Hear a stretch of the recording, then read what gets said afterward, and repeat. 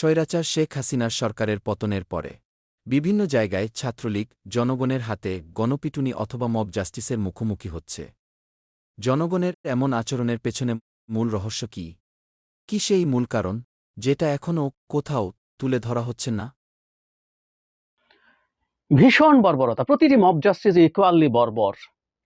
আমরা প্রতিশোধ পরায়ণ হয়ে উঠতে থাকবো এবং ক্রমাগত সেটা চলতে থাকবে। এটা একটা অসভ্য সমাজের লক্ষণ। আমি এই কারণেই কোনো যুক্তি দিয়ে গণ অভ্যুত্থান বা বিপ্লব যে নামেই ডাকি না কেন, তারপর পিটিয়ে মানুষ মেরে ফেলা যাবে, পিটিয়ে ছাত্রলীগ বা আওয়ামী লীগ মেরে ফেলা যাবে, আমি এই যুক্তি I don't by that. Zahed ভাই, আমরা দ্য গ্রেট বেঙ্গল চ্যানেলও কোনোভাবে মব জাস্টিসকে সমর্থন করি না, এগুলোর পক্ষপাতী না। আমরা আপনার মন্তব্য বুঝতে পেরেছি। আপনি চাচ্ছেন অপরাধীদেরকে আইনের আওতায় আনা হোক। কাউকে যদি শাস্তি দিতে হয় সেটা স্বৈরাচারী শাস্তি না হোক, মব জাস্টিস না হোক। কিন্তু ভাই, আপনার এটা বুঝতে হবে যে কেন জনগণ ছাত্রলীগের নাম শুনলেই এত ক্ষেপে যায়। কেন তাদেরকে এমনভাবে মারা হয়? যেখানে পাওয়া যাচ্ছে তাদের সঙ্গে কেন এই রকম আচরণ করা হচ্ছে? এদেরকে কেন এত পালিয়ে থাকতে হচ্ছে? আপনি এদের গত 15 বছরের রেকর্ড দেখুন। এরা এতই জঘন্যর থেকে জঘন্য যে এরা কোনো মা বোনের ইজ্জত ছাড়ে নাই। বাবার সামনে মেয়েকে, ভাইয়ের সামনে বোনকে, এমনকি বিবাহিত নারীদেরকেও ছাড়ে নাই। এইটাই হচ্ছে এদের লেগাসি, এদের রেকর্ড, এদের অর্জন। এরা মানুষকে ধমকিয়েছে, মেরেছে, অত্যাচার চালিয়েছে। কারো বোনের ইজ্জতে হাত দিলে ভাই কোনো কিছু বলতে পারত না। কারো স্ত্রীর ওপর হাত দিলে স্বামী কোনো কথা বলতে পারত না। এত নষ্ট একটা সংগঠনে কোনো ভালো মানসিকতার মানুষ যোগ দিতে পারে না। আর কেউ যদি যোগ দিয়েও থাকে, শুধু স্বৈরাচারী জঘন্য কাজ করার জন্যই যোগ দিয়েছে, এবং খুব ভালো করে বুঝে শুনেই যোগ দিয়েছে। কোনো ভালো মানুষ এমন সংগঠনে যোগ দেবে কেন?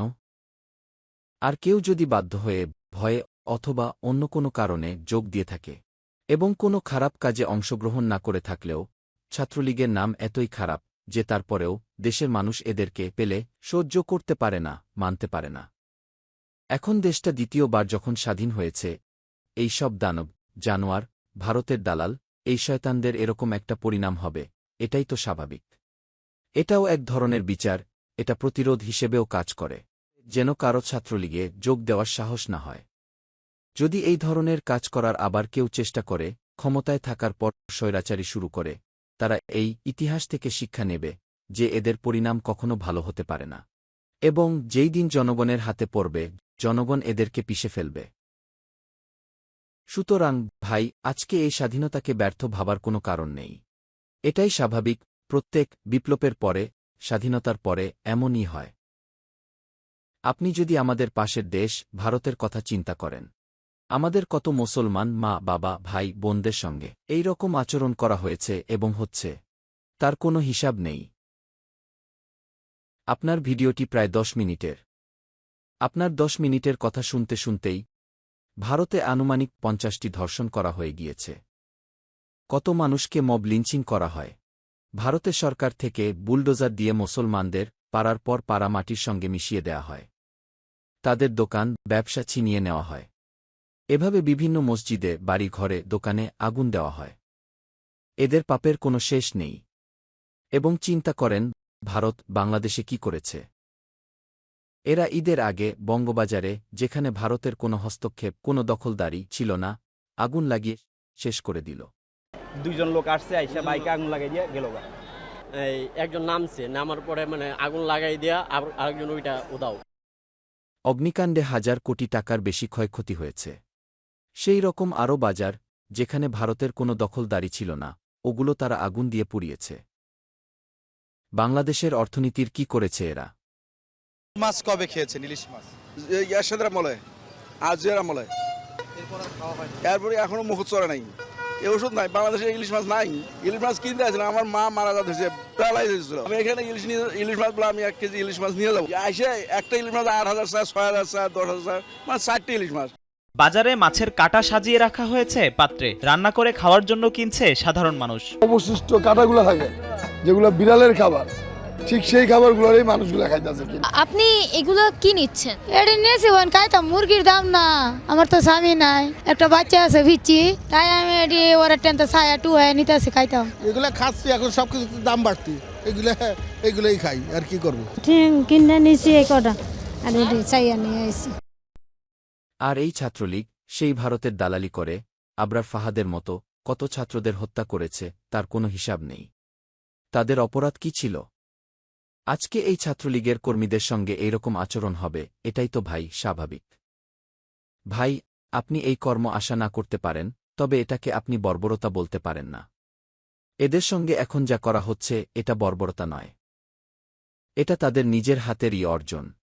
সরকারি দলের ক্যাডাররা চালিয়ে যাচ্ছে নির্বিচার হামলা, লুটপাট ও অগ্নিসংযোগ। পুলিশ, র্যাব ও বিজিবির সদস্যদের উপস্থিতিতেই শাসক দলের বখাটেরা চড়াও হচ্ছে বিরোধী দলের রাজনৈতিক পরিবারের নারীদের উপর।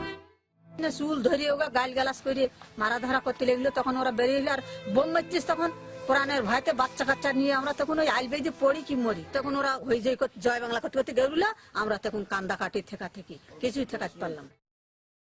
এটা ওই ভাইয়ের কষ্ট যার বোনের গায়ে হাত দেয়া হয়েছে, কিন্তু তারপরেও ভাই কিছু করতে পারে নাই।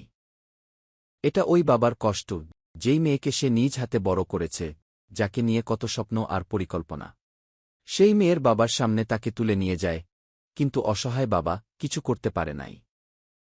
এটা ওই স্বামীর কষ্ট যার স্ত্রী হচ্ছে 2 সন্তানের মা, আর ওই স্ত্রীর দিকে এগিয়ে গিয়েছে ছাত্রলীগের এই জানোয়ারেরা। সেই স্বামীর মনের মধ্যে কত কিছু ঘুরপাক খাচ্ছে, তার স্ত্রীর সাথে কি অত্যাচার করা হচ্ছে। স্ত্রীর কান্না শুনে স্বামীর কি অবস্থা হচ্ছিল, কিন্তু স্বামী কিছু করতে পারে নাই। তার নিজের জীবনের ভয়ে, সন্তানের জীবনের ভয়ে, তার নিজের স্ত্রীকে হারানোর ভয়ে। সুতরাং মানুষের ছদ্মবেশে এই দানবদের সঙ্গে যা হচ্ছে এটা বর্বরতা নয়, এটা এদের নিজের হাতের অর্জন, যেটা এরা অর্জন করেছে গত 15 বছর ধরে বাংলাদেশের মানুষকে অন্যায়ভাবে অত্যাচার করে। আশা করছি আমাদের ভিডিওটি আপনাদের পছন্দ হয়েছে। ভিডিও লাইক করুন, সাবস্ক্রাইব বাটন ক্লিক করে দ্য গ্রেট বেঙ্গলে সাবস্ক্রাইব করুন এবং বেল বাটন ক্লিক করতে ভুলবেন না।